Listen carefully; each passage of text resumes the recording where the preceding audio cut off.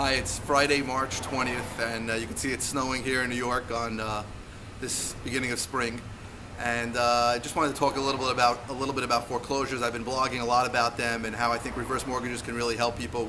We have a bunch of borrowers in the pipeline who are using a reverse mortgage to get out of foreclosure.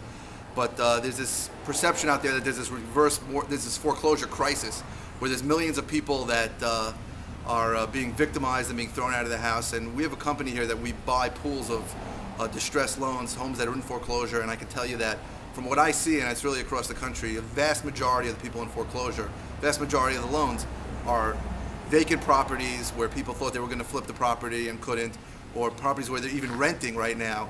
And I'd say it's probably 60 to 75% of the foreclosures out there are people that are really just criminals and don't deserve to be helped at all. Another 5 to 15% of the people out there are people who took a loan but never made the first payment. And if you really take a loan and you don't make the first payment, it's probably a house that you couldn't afford or a loan that you shouldn't have taken.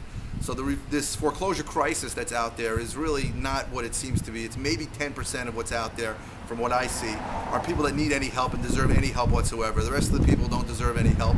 And really, this whole concept of the politicians to slow the foreclosure process is really what's hurting the housing market and therefore the economy. If they move the foreclosure process quickly for all the people that don't deserve any help, we could be in a position where we can get out of this mess a little faster.